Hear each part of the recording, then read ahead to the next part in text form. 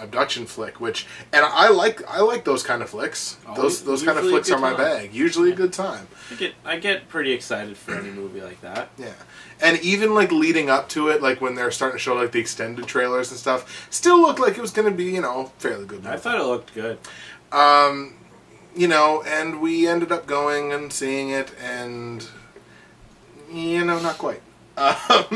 It was the characters were very wooden, very stereotypical, like Jersey Shore, except in California. So California Shore. Bullshit Shore. Bullshit Shore, basically. Just like I said, very, very wooden characters. Characters that you're not given a reason to give a shit about a single one of them.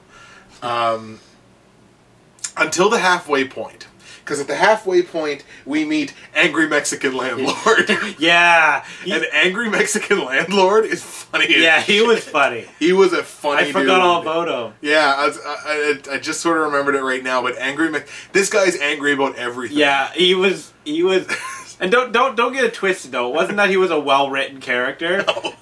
No, he definitely was. He was just really funny, unintentionally funny, because he was pissed about everything. Literally. And there were so many jokes we made after about why he was mad and stuff. It was some of his convenience store closing down or something. Like it's every 5 minutes, literally, the dude would find a male. Maybe not even every time a male, and would just and just every 5 minutes he would grab someone's collar and yell at them. And after the movie, I remember we talked about, like, where's my flashlight? We were more interested in his backstory. I wish he would get his own movie, just because we want to know what put him over the edge. He should get his own movie, or he should get a sitcom. Yeah. Get a sitcom on ABC. Get a sitcom. Just so he can figure out what, you know, what's going on. What makes you angry, man? He's like, what's this? You want to know? You want to know what makes me angry? So I mean, like I say, the film was really sort of falling on its face. We found Angry Mexican Landlord to be pretty entertaining. Yeah, he was awesome. And then at the end of the movie, or towards the end of the movie, you know, everybody's getting sucked up into this blue light, and the two sort of, I guess, main characters, I guess you call them main characters, they're both being pulled up, and they're holding each other's hands, and they're looking at they're getting pulled up into this, for all they know, alien oblivion. But it's just this perfectly cliched little moment. He turns into an alien somehow. We're still not 100% sure how that happened.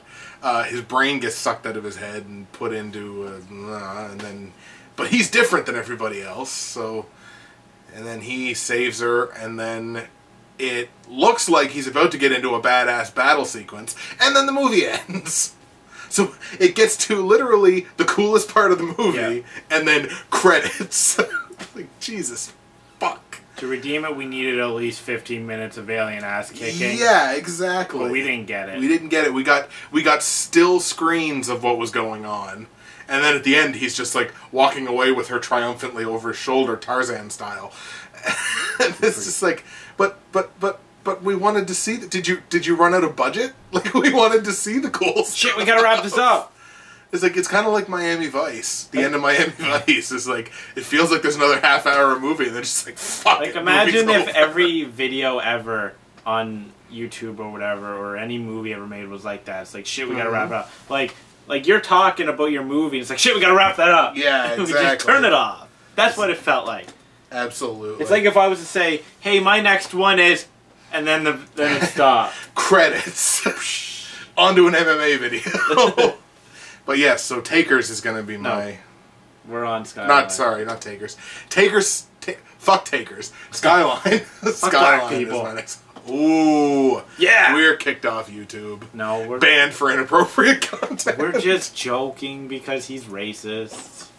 Alright, anyways, you go ahead with your next one. I can't... My numbering's all messed up. Am I on 7? Yes.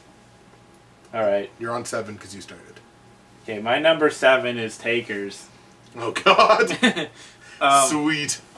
I don't really remember it. I remember. Tried to suppress it. I remember it was bland. Here's what I remember. It was bland. It tried to be a more serious, like Ocean's 11, only it didn't have a lovable cast.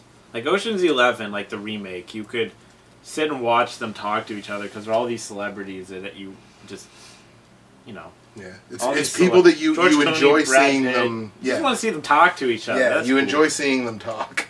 But the thing is, what hurts me is the fact that Idris Elba, I guess that's how you pronounce his name, yep. Stringer Bell in The Wire, that's all he is to me. It pains me to dislike the movies, but he has awful movie choices. I don't know how a guy who was in the greatest show of all time, and it was the greatest show of all time. There is no show that even comes close. How he can do that and be probably my favorite character in the whole show, one of. And then does these shitty movies. He did a shitty horror movie too. And I can't remember if it was The Unborn.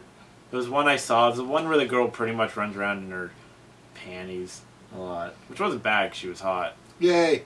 But I can't remember what it was. He was like a priest or something in that. And he was just... Why? How can you... And he was even a gangster in this movie of sorts, you know? Yeah.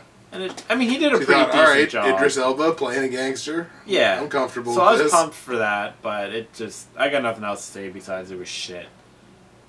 I agree with Justin, but I'm more pained than he is about Elba. Because he didn't even mention it. But that's all I can think of. Yeah, fair enough. Stringer Bell. Yeah, just... Keep talking, I gotta get a pen. Horrid.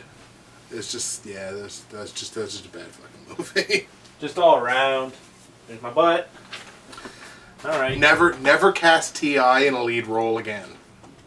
I like hearing people bitch about, like, people that deserve to be in leading roles.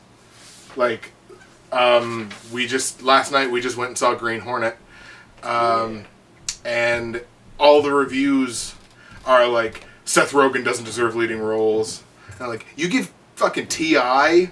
leading roles in major Hollywood productions, and you're saying Seth Rogen, one of the hardest working dudes in Hollywood, doesn't deserve to be in a leading role? Motherfuck you. Yeah, it's kind of lame. I like Seth Rogen. Yeah. You know what? That movie all started with James Franco.